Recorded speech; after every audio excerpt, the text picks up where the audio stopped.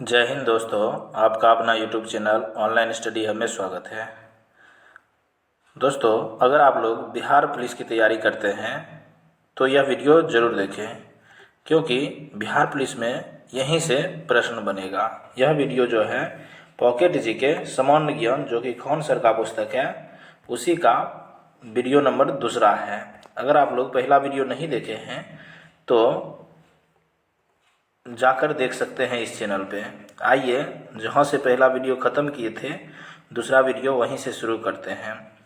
देखिए, प्राचीन भारत के बारे में डिटेल सब जानते हैं।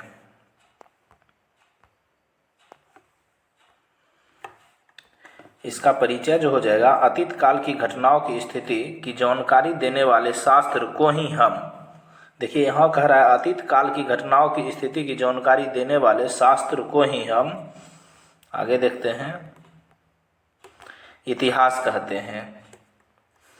प्राचीन भारतीय इतिहास की विशद सामग्री को सार्वजन एवं समझने योग्य बनाने के लिए इतिहासकारों ने इसे 3 भागों में बांटा है: प्राग ऐतिहासिक काल, आद्य ऐतिहासिक काल और ऐतिहासिक काल। अब इस तीनों का व्याख्या देख लेते हैं।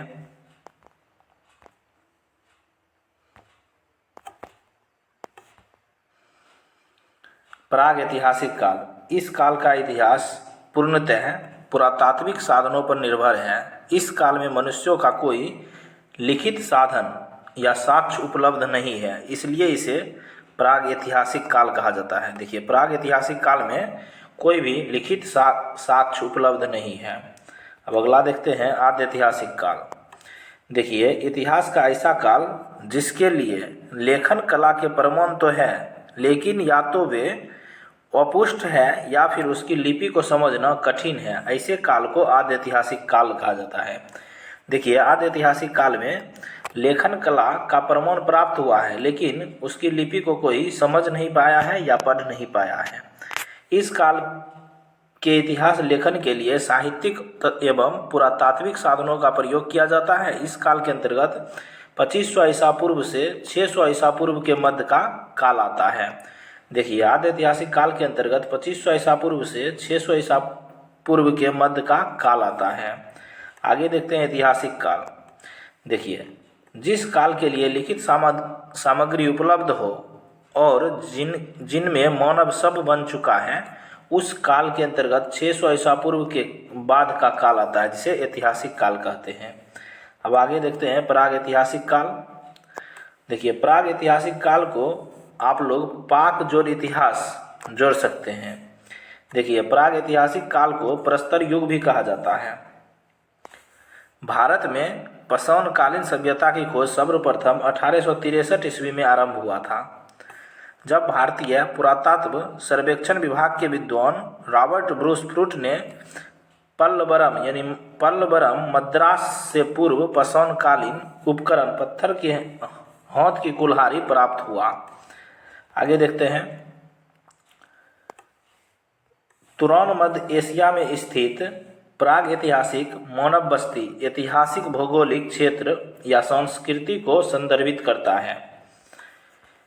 ब्रिटिश भूवैज्ञानिक और पुरातात्विकविद रॉबर्ट ब्रूस फ्रूट ने भारतीय संस्थान जियोलॉजिकल सर्वे ऑफ इंडिया के लिए भारत में इतिहास पूर्व स्थानों का भूविज्ञान संबंधी सर्वेक्षण किया था, जिन्हें भारत में इतिहास पूर्व अध्ययन का संस्थापक माना जाता है। देखिए, भारत पूर्व अध्ययन का संस्थापक जो हो जाएगा रॉबर्ट ब्रूस फ्रूट को माना जाता है। आगे देखते हैं, विद्वानों का विचार है कि इस सभ्यता का उदय एवं विकास अति नूतन काल में हुआ। अति नूतन को प्लोसीन भी एज भी कहा जाता है। अब आगे देखते हैं, अब तक जानकारी के अनुसार 400 करोड़ वर्ष पुरानी पृथ्वी की 4 अवस्थाओं में से चौथी एवं अंतिम अवस्था के 2 भाग हैं, अति नूतन और अद्यतन। अति नूतन 10 लाख वर्ष से 10,000 वर्ष पूर्व और अद्यतन युग को आज से 10,000 पूर्व आरंभ माना जाता है। मानव सभ्यता के इस प्रारंभिक काल को सुविधाजनक 3 भागों में बांटा गया है। वह 3 भाग देख लेते हैं। देखिए, 3 भाग में पहला भाग हो जाएगा पूरा पाषाण काल, जिसका कार्यकाल 5 लाख ईसा पूर्व से 50,000 ईसा पूर्व तक है। इसमें आखेटक एवं खाद्य संग्रहालय मिला है। फिर मध्य पसौन काल का कार्यकाल 10,000 ईसा पूर्व से 7,000 ईसा पूर्व है, जिसमें आखेटक एवं पशुपालन हुआ है। नव पसौन काल या उत्तर पसौन काल, जिसका कार्यकाल 9,000 ईसा पूर्व एवं 7,000 ईसा पूर्व भारत से 2500 ईसा पूर्व तक। अब देखिए, पसौन काल को 3 भागों में बांटा गया है। अब पूरा पसौन काल को डिटेल से देखते हैं। देखिए, प्राग ऐतिहासिक काल का समय 5 लाख ईसा पूर्व से 2500 ईसा पूर्व तक माना जाता है। भारत में पूरा पसौन युगीन सभ्यता का विकास प्लाइस्टोसीन या हिम युग से हुआ है। प्लाइस्टोसीन या हिम युग से हुआ है। पूरा पसौन काल के जीवन, मानव की जीविका का मुख्य आधार आखेट शिकार था और शिकार की इस काल में आदि मानव के मनोरंजन का साधन भी था।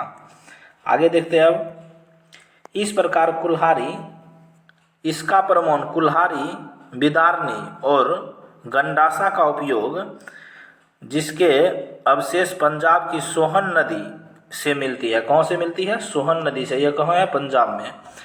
तथा उत्तर प्रदेश के बेलन घाटी, राजस्थान के डिंडवाना और नर्मदा की घाटी से प्राप्त होती है। आगे देखते हैं। कर्नाटक में स्थित हुनासोनी से चूना पत्थर, बलुआ पत्थर, डोलोराइट, क्वार्जाइट आदि पत्थरों से बने पूरा पसौनकालीन उपकरण मिले हैं। भीमबेटका की गुफाओं में तत्कालीन मनुष्यों के आवास के अवशेष मिले हैं, लेकिन तत्कालीन मानव अखरेट का जीवन जीता था तो स्थानीय निवास का अभाव था। देखिए, यह जो जगह इम्पोर्टेंट है। तत्कालीन मनुष्यों का आवास का अवशेष कौन से मिला है? भीमबेटका, जो मध्य प्रदेश में है। आगे देखते हैं। मध्य प्रदेश की नर्मदा नदी घाटी में स्थित हथनौरा गांव से 70,000 वर्ष पुरानी होमो इरेक्टस मानव की खोपड़ी के अवशेष मिले हैं। यह 5 दिसंबर 1982 को डॉक्टर अरुण सोनकिया ने प्राप्त किया था। यहाँ से हाथी, घोड़ा, दरियाई घोड़ा, जंगली भैंसों के जीवन के अवशेष मिले हैं।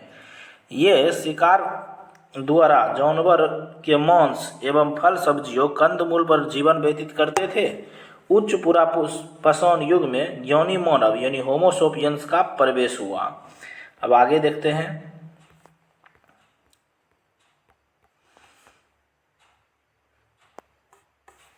आग का आविष्कार पूरा पसौन काल में हुआ, परंतु उस समय मानव इसका प्रयोग करना नहीं जानते थे। देखिए, इसमें यह बहुत ही इम्पोर्टेंट है। आग का आविष्कार किस काल में हुआ? नव यानी पूरा पसौन काल में।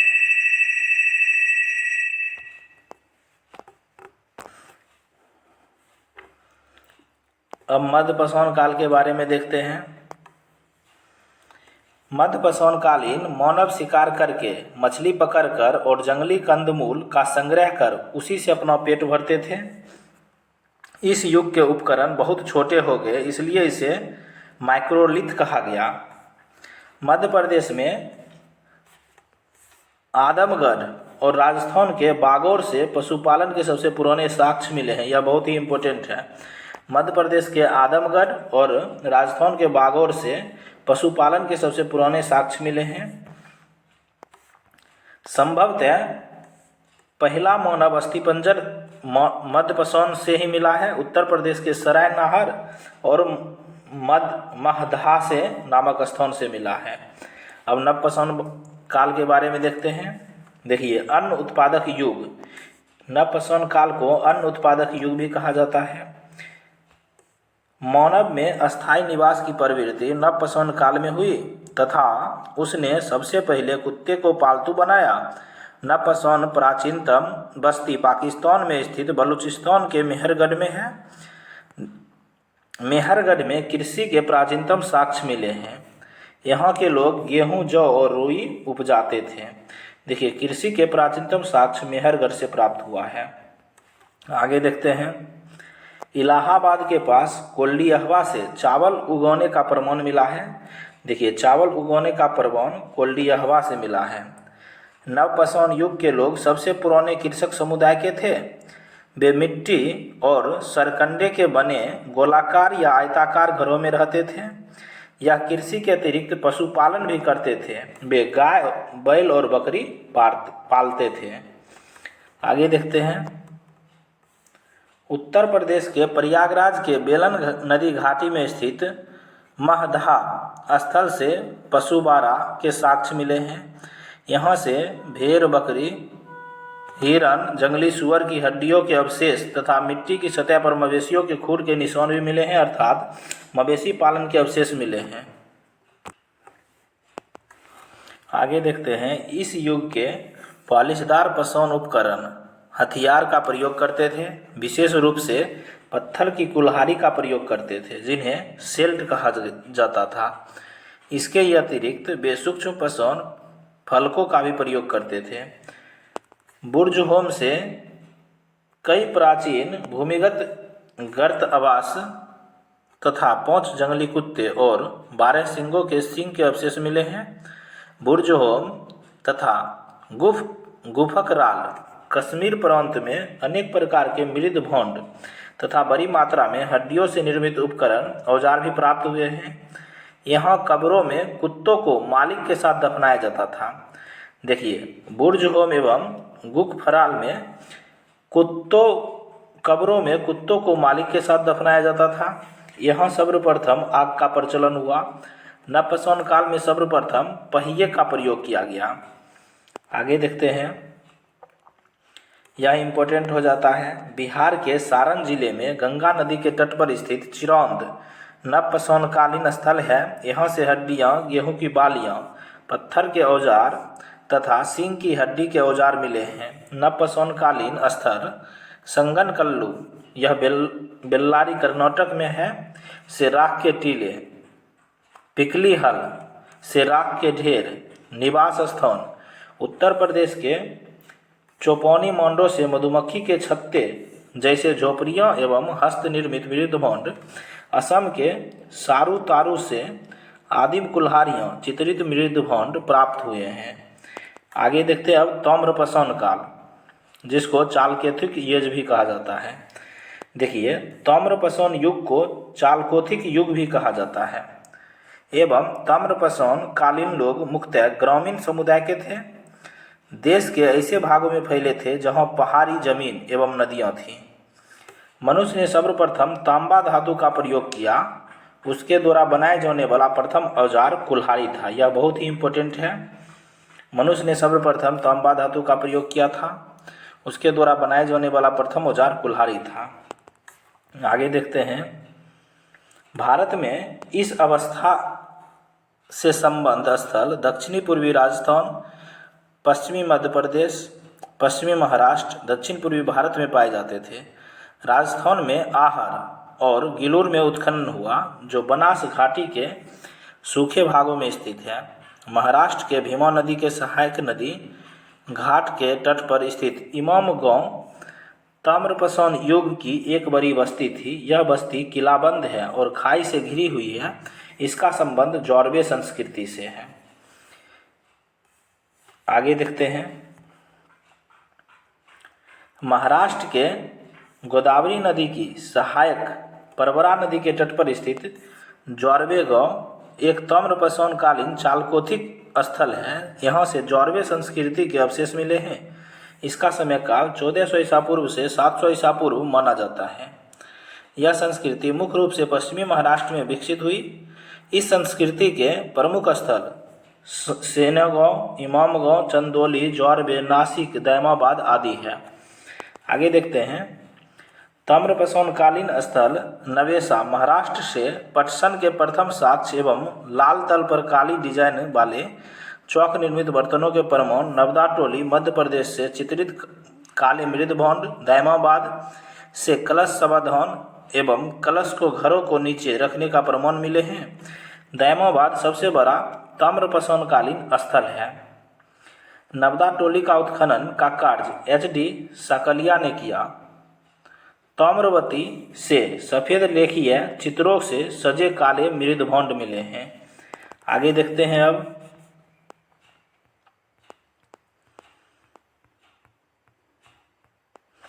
अब देखिए, सिंधु घाटी सभ्यता के बारे में डिटेल से देखते हैं। सिंधु घाटी सभ्यता विश्व की प्राचीनतम सभ्यताओं में से एक है। साधारणतः इसे सिंधु घाटी सभ्यता या हड़प्पा सभ्यता के नाम से जाना जाता है। देखिए, सिंधु घाटी सभ्यता को ही हड़प्पा सभ्यता कहते हैं। यह विश्व की सबसे बड़ी सभ्यता है। सिंधु घाटी सभ्यता को आद्य ऐतिहासिक एवं हड़प्पा के कांस्ययुगीन सभ्यता को नाम से जानते हैं। देखिए, सिंधु घाटी सभ्यता को आद्य ऐतिहासिक कहा जाता है। हड़प्पा सभ्यता को कांस्ययुगीन सभ्यता के नाम से जाना जाता है। यह सभ्यता मुख्यतः सिंधु नदी घाटी में फैली होने के कारण इसका नाम सिंधु सभ्यता पड़ा। लगभग 2500 साल पहले ईरानी लेखकों ने इसे हिंदू यानी हिंदोस, यूनानी लेखक यूनानी ग्रीक के लोगों ने इसे इंडोस, रोमन के लोगों ने इसे इंडस कहा था। देखिए, ईरानी लोगों ने इसे हिंदू और यूनानी ने इंडोस और रोमन ने इंडस कहा था। आगे देखते हैं। मेसोपोटामिया की सभ्यता सिंधु सभ्यता के समकालीन सभ्यता है। यह दजला और फरात नदियों के किनारे बसी सभ्यता है। अकारियन, एमोराइट, एलामाइट मेसोपोटामियन भाषा थी। यहाँ के लोग सिंधु घाटी सभ्यता को मेलुहा कहते थे। मेसोपोटामिया के लोग सिंधु घाटी सभ्यता को मेलुहा कहते थे। आगे देखते हैं। सारगोन अभिलेख में सिंधु सभ्यता को मेलुहा कहा जाता है। मेलुहा नाविकों का देश है। मेलुहा हाजा पक्षी के लिए प्रसिद्ध है। देखिए, नाविकों के देश को मेलुहा कहा जाता है। यह हाजा पक्षी के लिए प्रसिद्ध है। आगे देखते हैं। इसका निर्धारण रेडियो कार्बन 14 जैसी नवीन विश्लेषण पद्धति के अनुसार सिंधु सभ्यता का सर्वमान्य तिथि 2350 ईसा पूर्व से 1750 ईसा पूर्व माना जाता है। आगे नोट देखते हैं। नोट, तिथि निर्धारण की कार्बन 14 पद्धति की खोज अमेरिका के प्रसिद्ध रसायन शास्त्री B.F. लिफी द्वारा 1946 में किया गया। इस पद्धति में जिस पदार्थ में कार्बन 14 की मात्रा जितनी ही कम रहती है वह उतनी ही प्राचीन मानी जाती है। आगे देखते हैं। देखिए, सिंधु घाटी सभ्यता के कार्यकाल के बारे में कुछ दिया गया है।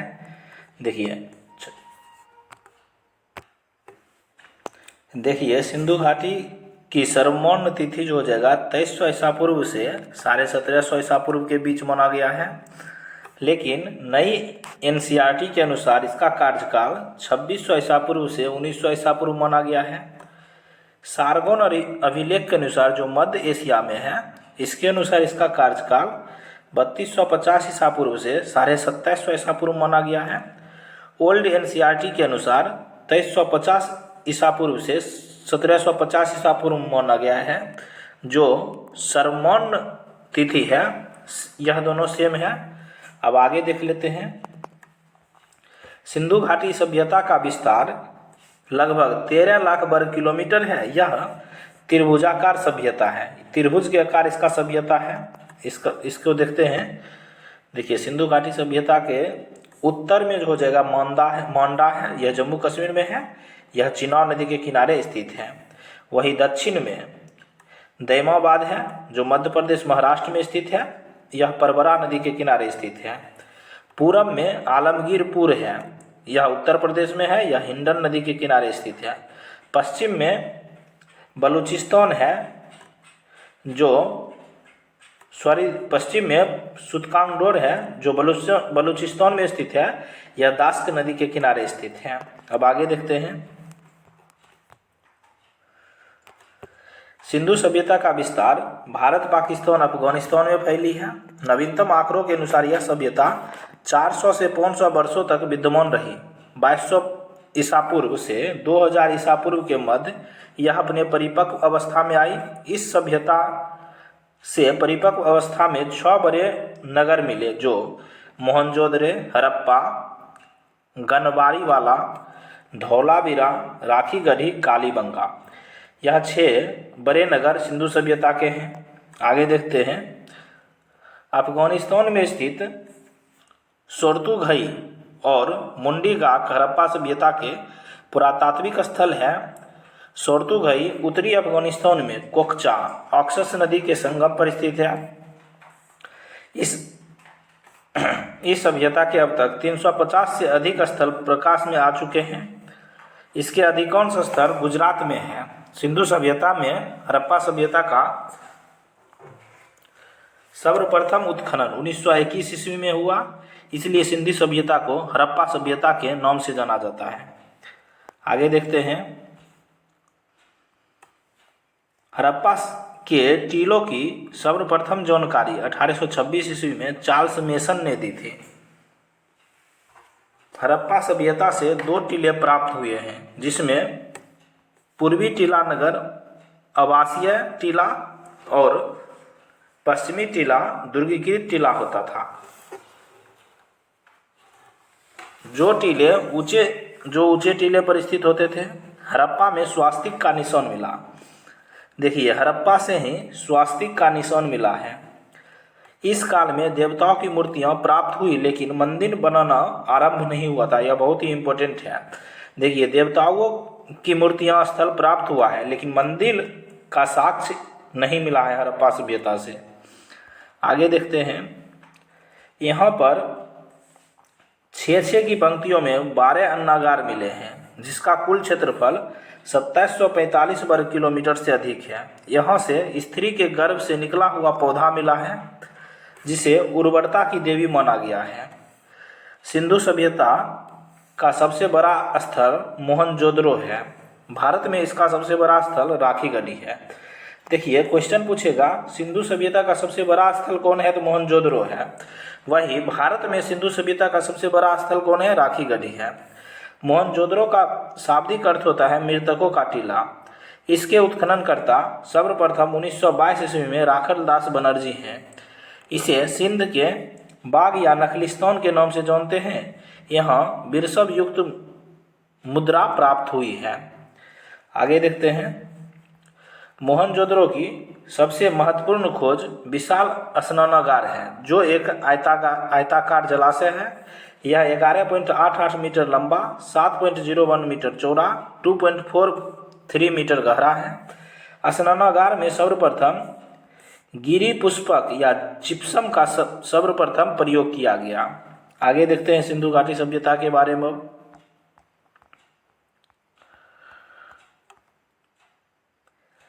इसे प्राकृतिक चारकोल की परत चढ़ाकर जलरोधी बनाया गया है। यह विशाल स्नानागार धर्मानुष्ठान संबंधी स्नान के लिए था। मार्शल ने इसे तत्कालीन विश्व का एक आश्चर्यजनक निर्माण कहा। इसके उत्तर एवं दक्षिण में पकी हुई पतली ईंटों से बनी सीढ़ियां बनी हुई हैं। इसके उत्तर दिशा में कपड़े बदलने के लिए 6 कक्ष बने हुए हैं। आगे देखते हैं, मोहनजोदड़ो की सबसे बड़ी इमारत ग्रेट ग्रेनरी विशाल स्नानागार थी। यह पूर्व से पश्चिम 45.72 मीटर लंबा, उत्तर से दक्षिण 22.86 मीटर चौड़ा था। यहाँ से असेंबली हॉल, आयताकार भवन के अवशेष भी प्राप्त हुए हैं। कहाँ से, मोहनजोदड़ो से। आगे देखते हैं, एक नर्तकी की मूर्ति जो कांस्य धातु की बनी हुई थी, वह नग्न अवस्था में एवं इसके हाथ में चूड़ियां पहन रखी थी। यह सब मोहनजोदड़ो से प्राप्त हुआ है। मोहनजोदड़ो से एक मुहर मिलती है, जिसे आदि शिवा यानी 3 मुख वाले देवता का चित्र मिलता है, जिसे सर जॉन मार्शल ने पशुपतिनाथ कहा। देखिए, 3 मुख वाले देवता का चित्र मोहनजोदड़ो से प्राप्त हुआ है। आगे देखते हैं, इतिहासकार पिग्गट महोदय ने हड़प्पा एवं मोहनजोदड़ो को सिंधु घाटी सभ्यता का जुड़वा राजधानी कहा है। सिंधु घाटी में घरों के दरवाजे मुख्य मार्ग पर न खुलकर पिछवाड़े की ओर खुलते थे। केवल लोथल नगर के घरों के दरवाजे मुख्य सड़क की ओर खुलते थे। अब आगे देखते हैं, एकमात्र हड़प्पा एवं मोहनजोदड़ो और अन्य प्रमुख नगर पक्की ईंटों से पूर्णतः बने थे, जबकि कालीबंगा और रंगपुर कच्ची ईंटों के बने थे। ईंटों का आकार 4 गुना 2 गुना 1 होता था। आगे देखते हैं, लोथल नगर का उत्खननकर्ता SR राव यानी रंगनाथ राव था। यह एक व्यापारिक नगर था। यहाँ से गोदीबारा मिला है। जो सिंधु घाटी सभ्यता की सबसे बड़ी कीर्ति है। सागर तट पर स्थित लोथल नगर पश्चिमी एशिया से व्यापार का प्रमुख बंदरगाह था। चावल की भूसी के साक्ष्य रंगपुर एवं लोथल से मिले हैं। देखिए, चावल के भूसी का साक्ष्य कहाँ से मिला है? रंगपुर एवं लोथल से।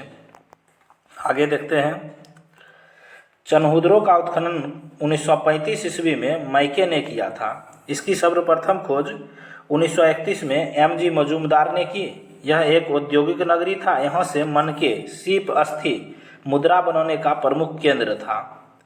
आगे देखते हैं, यहाँ से हमें कुत्ते के बिल्ली का पीछा करते हुए पदचिन्ह मिले हैं। नारी शोधन प्रसाधन में लिपस्टिक अलंकरण हाथी, यहाँ से झुकर झाकर सांस्कृतिक अवशेष मिले हैं। कौन से? चनहुद्रो से। अब कालीबंगा के बारे में देखते हैं। कालीबंगा एक परिपक्व चरण हड़प्पा स्थल है। कालीबंगा का अर्थ होता है काली चूड़ियाँ। यहाँ से एक जूते हुए खेत का साक्ष्य मिला है। देखिए, जूते हुए खेत का साक्ष्य कालीबंगा से मिला है।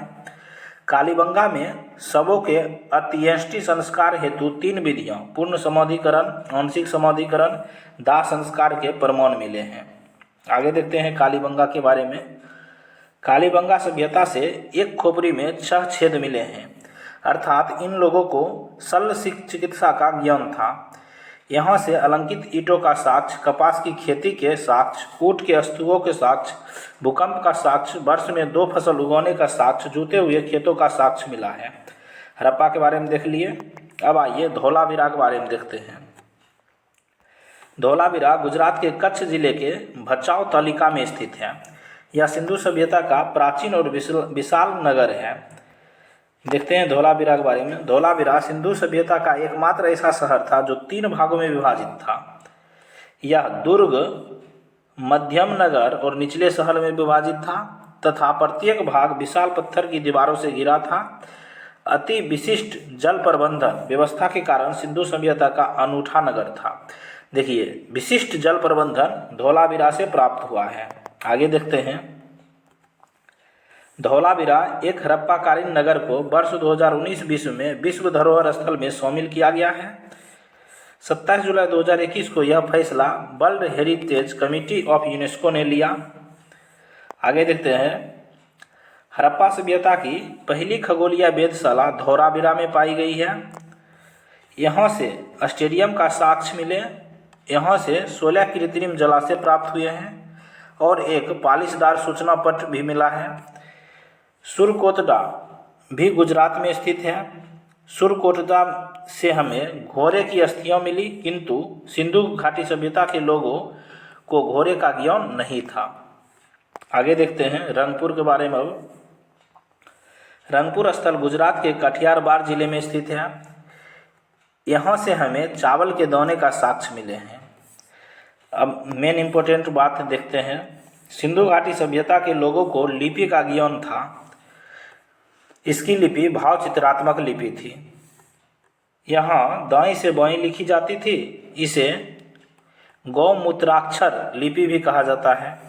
इसमें 375 से 400 भाव मिलते हैं, जिसे अभी तक पढ़ा नहीं गया है। सिंधु घाटी सभ्यता विश्व का प्रथम नगरीय सभ्यता था, जिसके शहर ग्रिड पद्धति पर बसे हुए थे। सड़कें एक दूसरे को समकोण पर काटती थी। सिंधु सभ्यता के लोग यातायात के लिए 2 पहिए 4 पहिए वाली बैलगाड़ी का उपयोग करते थे। सिंधु घाटी सभ्यता में समाज संभवतः 4 वर्णों में विभाजित था: पुरोहित वर्ग, व्यापारी वर्ग, किसान वर्ग, श्रमिक वर्ग। आगे देखते हैं अब सिंधु घाटी सभ्यता के बारे में।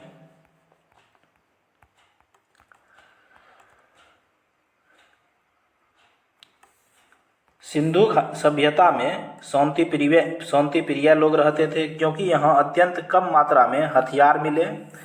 यहाँ के लोग तलवार से परिचित नहीं थे, क्योंकि यहाँ लोग लोहे से परिचित नहीं थे। ये कांस्य यानी तांबा और टीन का प्रयोग करते थे।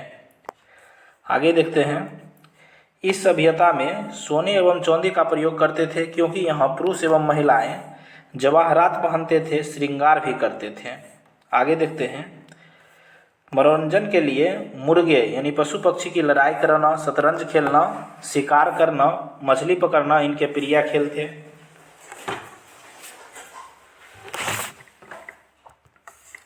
आगे देखते हैं, सिंधु घाटी सभ्यता के घर 1 या 2 मंजिला होते थे। घर के आंगन के चारों ओर कमरे बनाए जाते थे। अधिकांश घरों में एक अलग स्नानागार होता था और कुछ घरों में कुएं भी होते थे। सिंधु सभ्यता के लोग काले रंग से डिजाइन किए हुए लाल मिट्टी के बर्तन बनाते थे।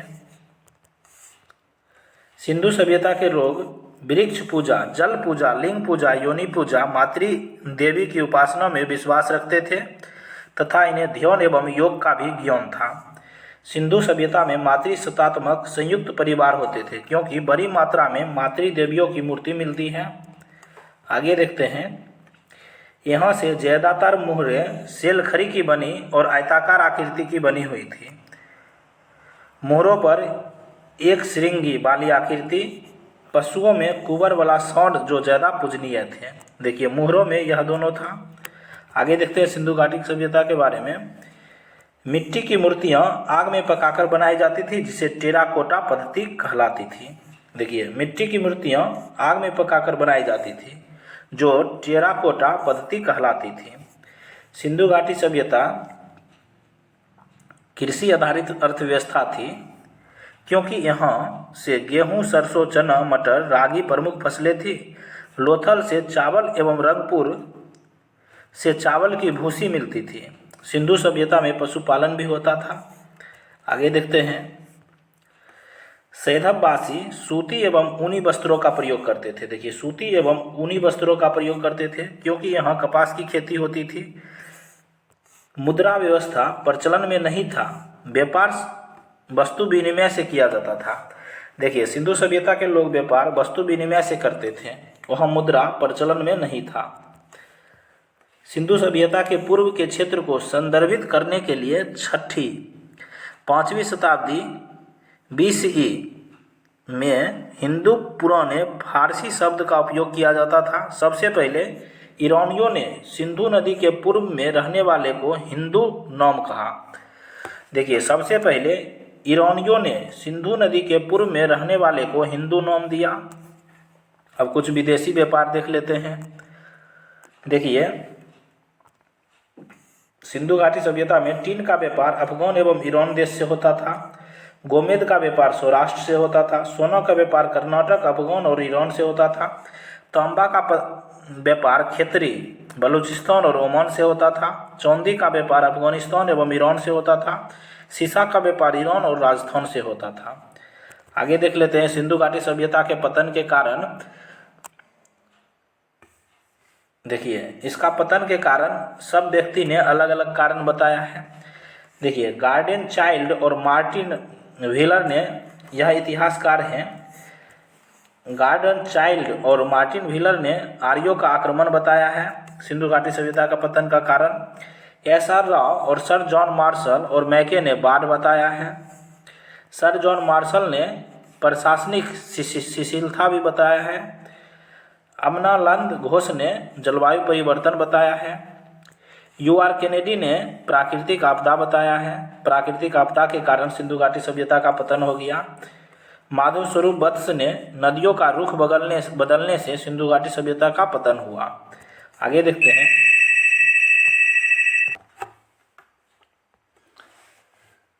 हैं, अब सिंधु घाटी सभ्यता की सामान्यतः प्रारंभिक जानकारी। देखिए 1826 ईस्वी में चार्ल्स मेनन ने सर्वप्रथम प्रकाश डाला था। 1853 ईस्वी में अलेक्जेंडर कनिंघम ने हड़प्पा का सर्वे किया था। देखिए हड़प्पा सभ्यता का सर्वे जो हो जाएगा कनिंघम द्वारा 1853 में किया गया था।